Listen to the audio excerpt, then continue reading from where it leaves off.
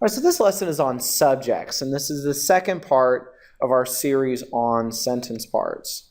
Right? And so, brief note here, right? Subjects are always nouns, pronouns, gerund verbs, participles, or infinitives. So if you missed these lessons when I assigned them in the fall, or if you need a refresher, go back and review them, right? And these are under the lesson called fake verbs, because they look like verbs, but they don't act like verbs. And then there's a series on nouns and pronouns, right? So, make sure you know this before we go forward. All right, so definition here.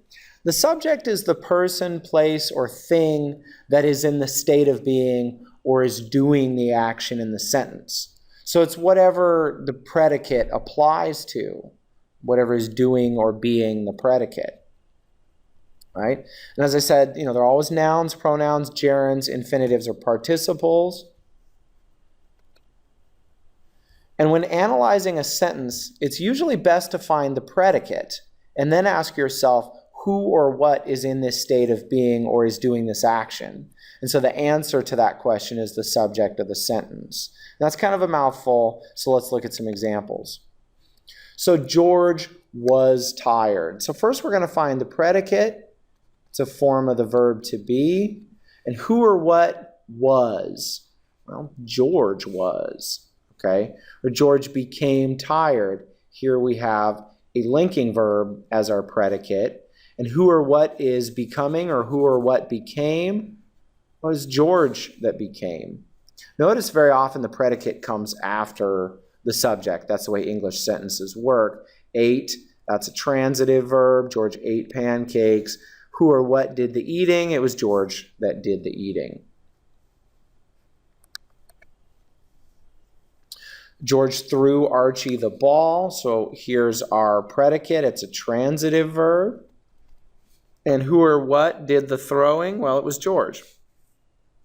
George jumped into the pool. This is an intransitive verb. Why is it intransitive? Because it's followed only by a prepositional phrase. Into is the preposition, pool is the object. So who or what did the jumping? That's George, so George is the subject of that sentence. All right, so let's look at some examples here, and you should recognize these sentences. I deliberately copied them out of our predicates lesson, so you'd be familiar with them, right? So here's our predicate. It's a form of the verb to be. And who or what is? Well, it's Todd Beamer High School that is in the state of being, right? We know that like is the predicate here, and it's a transitive verb. Who or what likes? Well, I like. So here's my subject. Notice here, this is a proper noun. This is a personal pronoun. She gave him a pink sweater to wear at Tolo. So this is a transitive verb. Who or what did the giving? She did. She's the pronoun. The subject is trying. I think I miscircled that last time. Is trying. It's a form of the verb to be. And who or what is doing the trying? Well, she is. Okay? A few more examples here.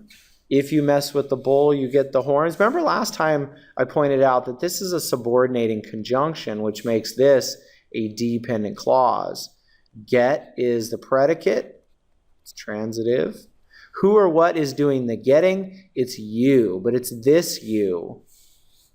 Right? Because I could say, if George messes with the bull, you get the horns, which would really not be good. George should get the horns, but in this case, so this is the you that's the subject of the sentence, not this one over here. And we're going to talk more about those dependent clauses in upcoming lessons. So if that's still a little bit confusing to you, it should become clearer over time. Eat is, once again, the subject here. It's transitive verb. Who or what did the eating? It's you. Okay? And finally, know, once again, is an intransitive verb. Who or what is knowing or not knowing? It is I. Okay? And so that's it. Lesson completed. Remember, look for the predicate and then figure out what is doing the predicate or is in that state of being. right? And so it's easy if you find, not easy, it's easier if you find the predicates first and then go hunting for those subjects. Thanks for watching.